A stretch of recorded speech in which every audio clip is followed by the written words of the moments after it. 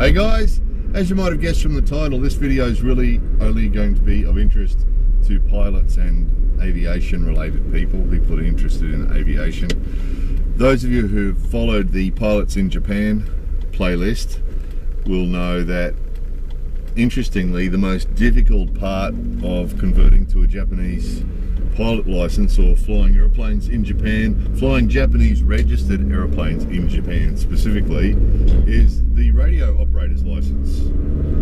So of course, if you fly into Japan in an aircraft registered from another country, it's not an issue, providing all your other licensing's up as it should be. But if you want to fly a Japanese registered aircraft in Japan, you will need to have not only a Japanese pilot certificate, but also a Japanese aircraft radio operator's license. And in a lot of countries that just involves operating the radio and the other communications equipment, the transponder and other equipment, and understanding how it works, and that's usually all that's required, and usually signed off by flying instructors. But in Japan it's different, of course. It's administered by the radio telecommunications type department of the government, which is totally separate from aviation altogether. So the people who issue your pilot license and the people who issue your radio license are totally separate. So those of you who followed that playlist will know that test is all in Japanese, all in written Japanese, highly technical and extremely difficult. So the topic itself, if you're a pilot, it's all the technical stuff that usually pilots don't need to know. It's all the lamey stuff. It's all the stuff that usually only a licensed aircraft mechanical engineer would be messing with anyway. It's antennas and electronics and all that sort of stuff that legally we're not allowed to touch as pilots, right? So it's all that behind the dashboard stuff that we're not allowed to touch anyway. So, but that's what it is. It's all lots of questions about electronics. So that physics, that maths, you know, if there's this volts and you're drawing this number of amps, you know, how many watts is it, and if it's this number of watts, all that stuff. And then different questions, technical questions about the antennas and the transponders, and so lots of technical stuff. And then there's the operational questions, lots of operational questions as well. And then there's sort of regulation type questions, which are probably the most difficult, because the technical type questions, the Japanese, the written Japanese, there's not that much there, because it's basically just math and physics. But the regulatory questions about regulations, they're the most difficult, because they're really, really long questions with a whole bunch of really, really long answers to choose from. So it's just really impossible. Those of you who follow that playlist know that I actually did do that radio test once and failed it. What you don't know is I did it again in January, so recent January 2014, and failed it again. As I expected, there's 4 parts to it. The first part is, as I explained once before, is just reading the phonetic, or listening to the phonetics and writing it down. So Bravo, Kilo, Oscar, Lima. There's 100 one after another at that speed. Bravo, Oscar, Kilo, Lima, Hotel, Romeo, Sierra, it goes on. And there's 100 of them, one after another, and you sit there and write it down. Which most pilots would be saying why, because usually you don't hear more than about 3 characters anyway. So, you know, 100 one after another just seems ridiculous, but that's just what it is. That's the first part of the test. The second part is 20 regulatory questions. They're the most difficult, unless your Japanese is extremely high level and you're familiar with the technical Japanese, technical aviation Japanese. You just got no hope. It's really difficult, that second part. The third part is the technical stuff, so it's the physics and the maths, and that's easier because you can sort of see it. It's physics and maths, so that's a bit easier. And then the last part is the opposite of the first part. So in other words, you're given 100 letters and you have to sit there and read them to the testing guy. You know, read them out to the testing guy. Incidentally, he had trouble with my name. He didn't understand my name, so he asked me to give him my name in Romaji, in letters, right? Now this is the guy that's about to test me for phonetics. So what I did was I spelt my name using phonetics, right? Bravo, Charlie, Oscar, that's not my name, but anyway. anyway, Ravi Charlie Oscar Mike, and he just looked at me with a blank face. He couldn't actually do it, so I had to write it down for him and hand it to him. Ironic, don't you think? That's the man that was just about to test me for doing exactly that practice. So anyway, so basically, unless your Japanese is extremely high level, your written Japanese, reading and writing Japanese extremely high level, plus you know all the Japanese technical components, plus you're familiar with the electronics and the technical part of it that usually we're not taught as pilots in other countries.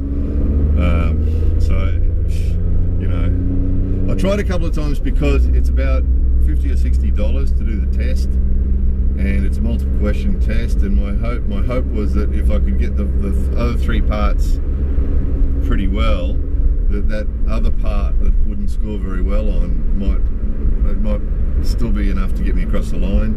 But tried twice, no luck yet. So the good news is that having researched this for over 10 years, been following this, well, 15 years probably, been chasing the aviation, private aviation, pilot aviation in Japan for foreigners. I've been chasing that topic for over 15 years, and slowly getting little bits of information, but more often than not, with topics like this, you just come up against a brick wall.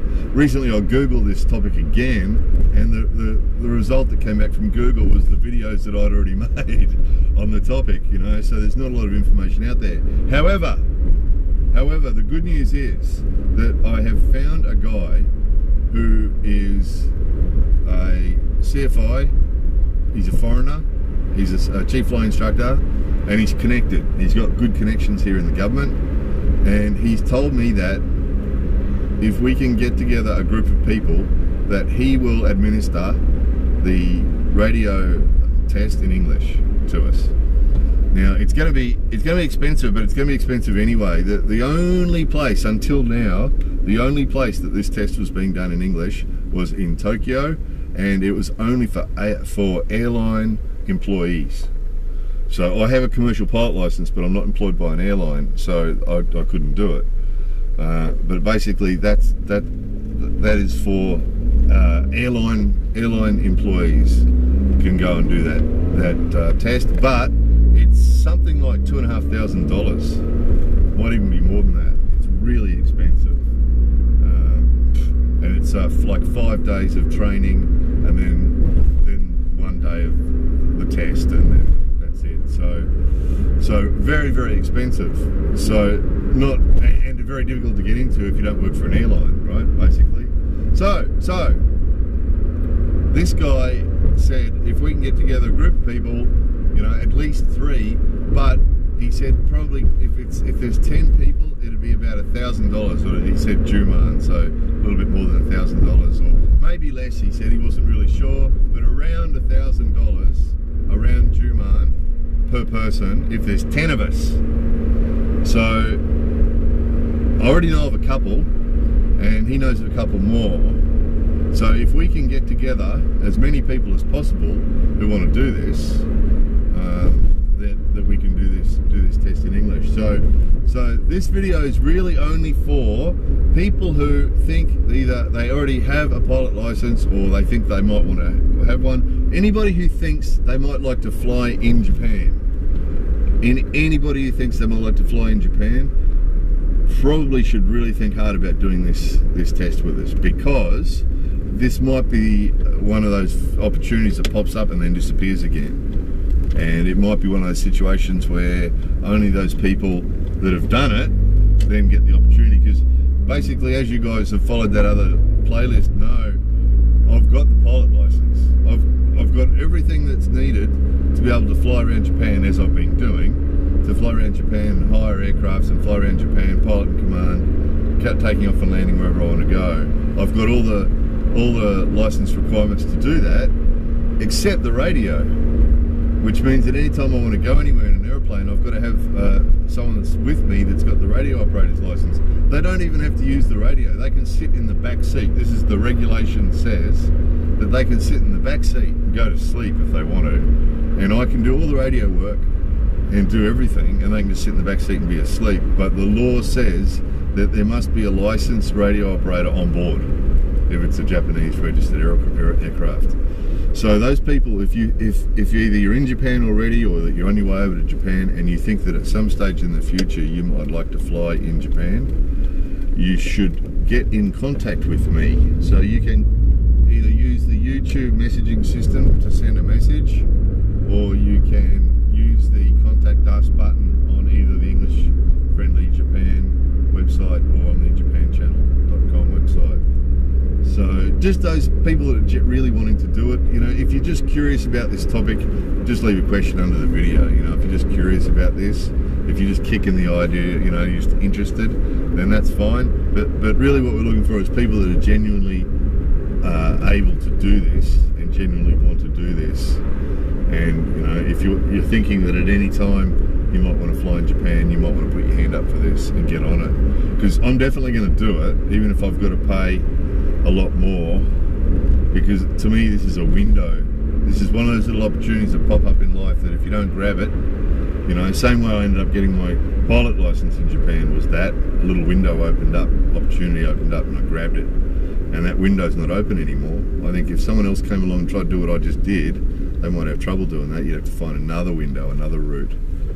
So definitely, if you're interested in doing this, want the radio operator's license, definitely put your hand up, let us know. And what we'll do is we'll put you on the contact list, and we just need to get a group of people together, a contact list of a group of people that want to do this, and then we'll just coordinate when.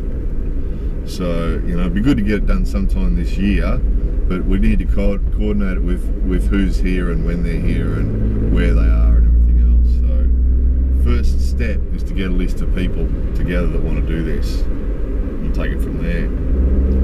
So pretty exciting for those of us who want to fly in Japan. This is a good opportunity, very exciting. So anyway, there's probably about one person left listening to this video. Everyone else is going, oh, I'm not interested in this shit. What's this? More videos coming soon.